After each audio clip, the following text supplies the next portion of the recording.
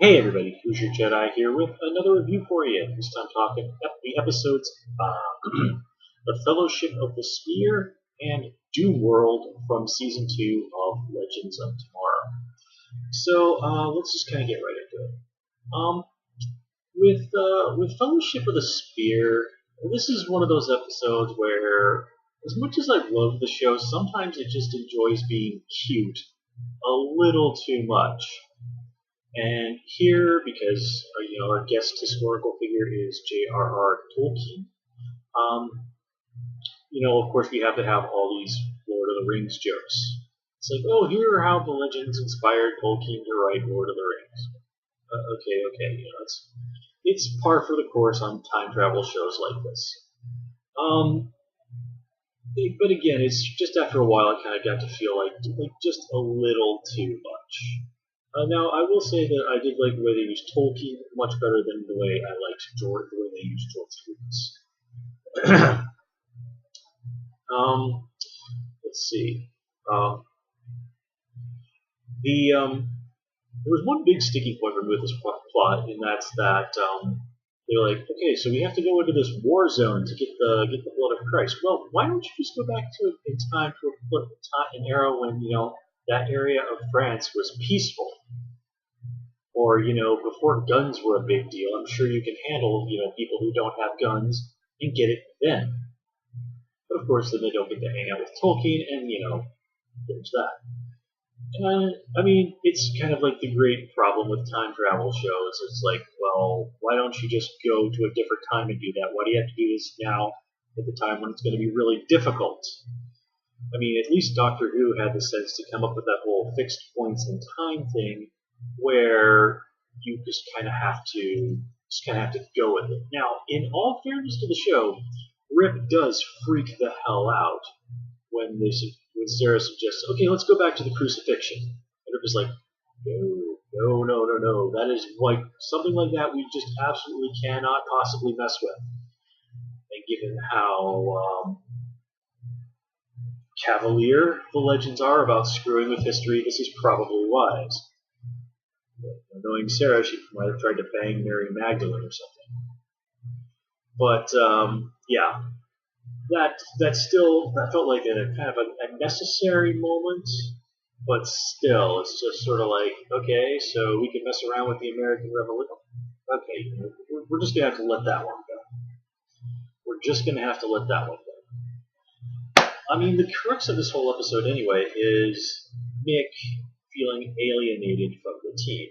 And, this is a little unfair in a lot of ways to Mick. I mean, he's been through some stuff, particularly in Season 1, and yet he's proved himself to the team more than once. Now, the Legends are not entirely wrong, and, not exactly in having some rough feelings towards Mick. He's continued to be a dick on more than one occasion, and has even been known to bully the other members of the team, particularly Ray and Stein. So, it's not as if they don't have reasons to have some hard feelings for Mick. It's just sort of like the we can't trust you, you're a criminal thing. Seems a little bit weird coming from some of these guys, especially Sarah with the whole, former member of the League of Assassins, which means you've probably killed way more people than Mick ever has. Never mind, probably also done way, way, way more horrible stuff to other people. So, of course, this ultimately leads to the whole, hey, Snart is not a hallucination, and Mick deciding to hook up with the Legion. Which, of course, leads us into Doomworld, which, of course, we had to see, because, of course, you have to see what happens if the bad guys actually do succeed in controlling the world. And it's interesting that in some ways, as people have pointed out, this world is actually better than the one that we come from, the Legends come from. Thawne has actually used his incredible scientific genius to do things like, create water desalination plants and all this other stuff that's genuinely benefiting humanity. Malcolm Merlin is just chilling out as a businessman. He's got his son, his wife, he's got Thea.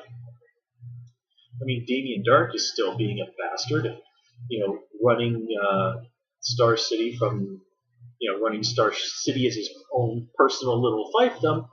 But at the end of the day, that's one city in the entire world. And I did like that scene with Felicity, which was awesome. I loved that. And then the whole little collection of masks in Dark's office, which nicely sums up the, hey, what happened to Team Arrow and Team Flash in this universe? Well, they're all dead. So, yeah, that sums that up. And what's really great about this episode is that it really, in a lot of ways to me, highlights some major things about Eobard Vaughn as a character.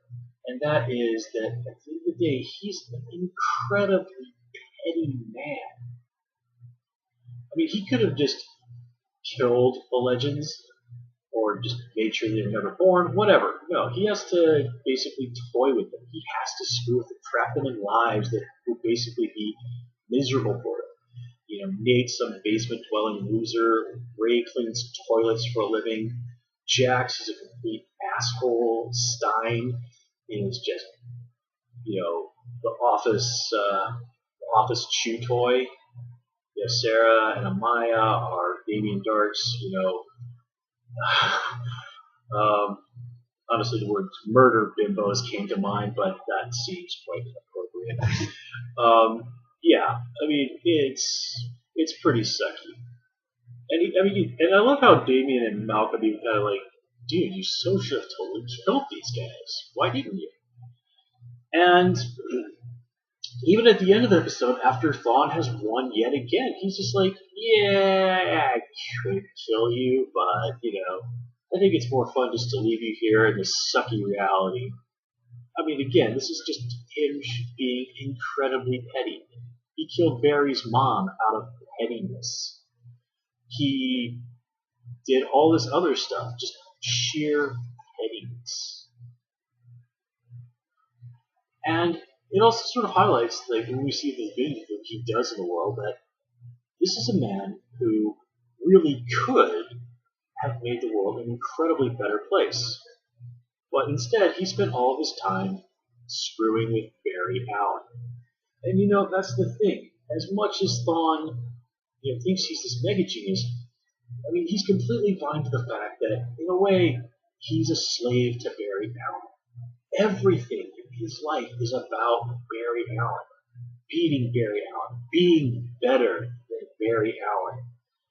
Can you imagine for a minute if Thawne had just said, screw Barry Allen, I'm my own man, I'm going to forge my own path? I mean, yes, he needed Barry to inspire him to, to set things in motion so that he could get super speed. Yeah, he needed him for that. Spear of Destiny removed that particular factor, so he's able to do whatever he wants. But you can tell that need to prove that he's better. That's, now that Barry's dead in this world, he's in a way transferring that onto the legends. I've got to show these people that I'm better than them. And it even applies to Malcolm and Damien. He's like, okay guys, come on. I'll let you have this one, but if you mess with me again, I'm going to kill you.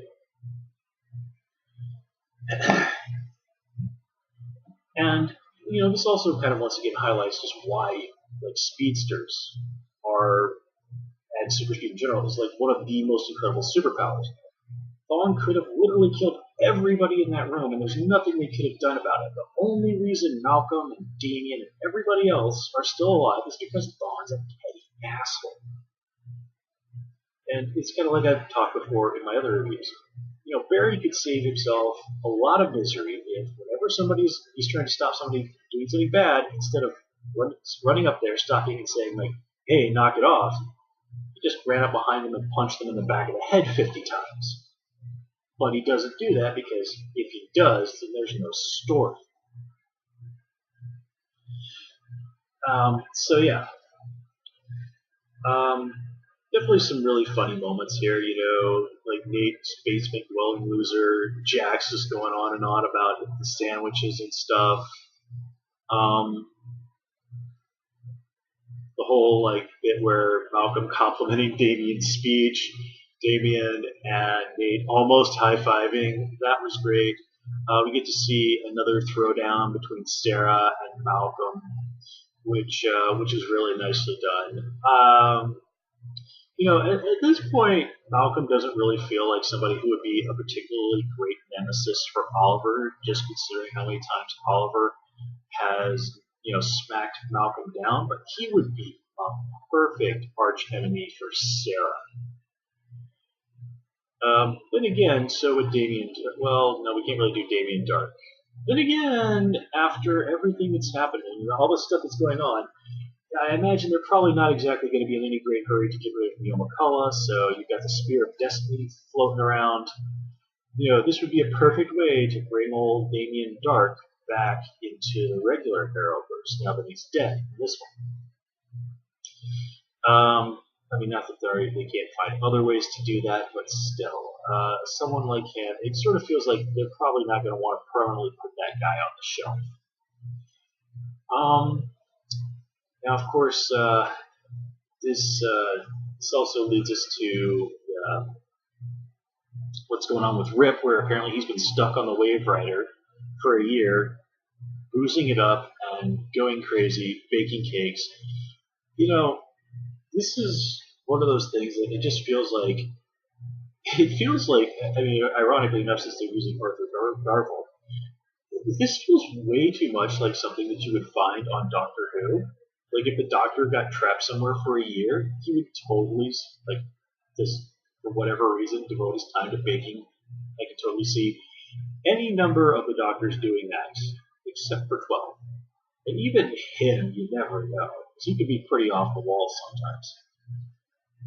Boy, I'm going to miss Peter Capaldi. He's been a great Doctor. I love him. But I'm sure whoever they bring in next will do a good job.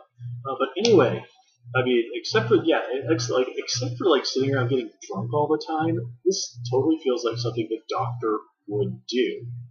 And you have to expect a little certain amount of meta with that, particularly considering all of the Doctor Who people they have in the CW verse. Here on this show alone, we've got two major characters from Doctor Who as big characters. Never mind Alex Kingston, and even the guy that played Walter Steele was on Doctor Who. So, yeah. But this episode, it's just another great example of, okay, we've got to raise the stakes again. Here, the legends are about to cross the street. It's like, okay, we can't go around and screw with events that we participated in. Well, if you say that, then of course you have to go and have them screw with events they participated in, because that's interesting. And at this point, it's like, well, there's nothing else we can do. Bond has pretty damn well won the day. So, it's the typical, okay, this is our one chance, it's crazy, and we'll almost certainly fail, but it's the only thing we could possibly do. And I absolutely love, again, that Bond had put the Wave Rider as a goofy little model on his desk, again, just as a way to screw with Rip. Again, highlighting that he's a petty asshole. And, that is one of the things that really fascinates me about Bond as a character. If he could just stop with the pettiness, he could pretty much have whatever he wanted, but he can't. He just can't help himself. It's the classic example of an Achilles heel. I just can't wait to see, of course, the Legion get their just desserts, and of course the heroes save the day and all that other fun stuff. But you gotta wonder, well, what are they gonna pull out next season? And a rematch with the Legion of Doom. Okay, but I don't think we want the show to constantly be, okay, every season it's the Legends versus the Legion. We're gonna want to do something different. On the other hand, the Legion of Doom is just such a great concept, and you can always keep it interesting by mixing up and adding and changing around the members. So it's going to be very interesting to see what they pull out of their hats next season. With that said, guys, I'm going to call it here. As always, comment, rate, subscribe. Of course, you can follow me on Twitter at Future Jedi, and please also join me on Tumblr at Jedi Reviewer. Until next time, take care and have a good one.